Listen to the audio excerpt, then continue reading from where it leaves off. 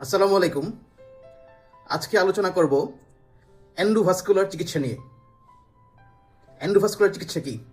শরীরের ভিতর অনেক জটিল রোগ থাকে যেগুলোর চিকিৎসা শরীর না কেটে অল্প একটু ফুটো করে, যেমন ধরুন হাতের এখানে অথবা উরুর কুচকিতে অল্প ফুটো করে সেখানে একটি ক্যানুলা ঢুকিয়ে অনেক জটিল রোগের চিকিৎসা করা হয় এন্ডোভাস্কুলার চিকিৎসার মাধ্যমে।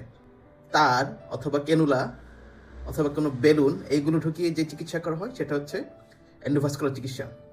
যেমন ধরুন কারো রক্তনালীতে ব্লক থাকলে সেই ব্লক সরানোর জন্য ভিতরে রিং অথবা স্ট্যান্ড পরানোর জন্য এন্ডোভাস্কুলার চিকিৎসা ব্যবহার করা হয়। কারো যদি রক্তনালী স্বাভাবিক যে ডায়ামিটার এর চেয়ে যদি অনেক বেশি মোটা হয়, যে রক্তনালী যেটাকে আমরা বলি অ্যানিউরিজম থাকলে তখন কৃত্রিম রক্তনালী এন্ডোভাস্কুলার চিকিৎসার মাধ্যমে শরীরের ভিতর প্রবেশ করানো যায়। আরও যদি রক্তনালীর আঁকা বাঁকা কোনো রোগ থাকে, যেমন ধরুন যেটাকে আমরা বলি ভেরিকোজ ভেইন, সেই ভেরিকোজ ভেইনের চিকিৎসাও এন্ডোভাস্কুলার পদ্ধতিতে দেওয়া হয়। কারো রক্তনালীর জন্মগত ত্রুটির কারণে রক্তনালীগুলো জিলাপির প্যাচের মতো অনেক আঁকা বাঁকা থাকে, আঙ্গুরের থোকার মতো হয়ে থাকে, যেটাকে আমরা বলি ম্যালফরমেশন।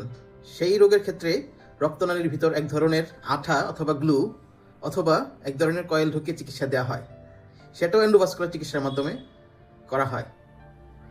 অনেকের দেখা যায় যে হার্টের ভিতর জন্মগত ছিদ্র থাকে, তো সেই ছিদ্র বন্ধ করার জন্য এন্ডোভাস্কুলার চিকিৎসার মাধ্যমে সেটা চিকিৎসা করা হয় বুক না কেটে।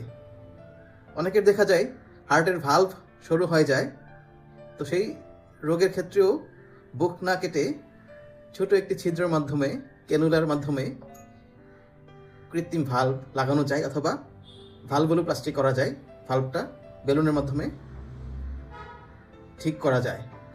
আপনারা যদি জানেন তাহলে আপনারা আপনাদের আত্মীয় স্বজনের ক্ষেত্রে সঠিক সিদ্ধান্ত নিতে পারবেন। সবচেয়ে কমন যেটা সেটা হচ্ছে ভেরিকোজ ভেইন। এন্ডোভাস্কুলার পদ্ধতির মাধ্যমে লেজার দিয়ে অথবা এক ধরনের আঠা দিয়ে অথবা রেডিও ফ্রিকোয়েন্সি অ্যাবলেশনের মাধ্যমে সেই ভেরিকোজ ভেইনের চিকিৎসা করা হয়। অনেক ক্যান্সার রোগী থাকে আপনাদের মা বাবা দাদা দাদি, তো তাদের গভীর রক্তনালীর ভিতর ডিপ ভেইন থ্রম্বোসিস হয়, তো সেই সব রোগীদের জন্য সেই গভীর রক্তনালীর যে ব্লক থাকে সেটা মেকানিক্যাল থ্রম্বেক্টমির মাধ্যমে সেই ব্লকটা, সেই জমাট বাঁধা রক্তটা এন্ডোভাস্কুলার পদ্ধতির মাধ্যমে বের করে নিয়ে আসা যায়। অনেকে দেখা যায় যে ব্রেনের রক্তনালী ব্লক হয়ে স্ট্রোক করেছে, অংশটা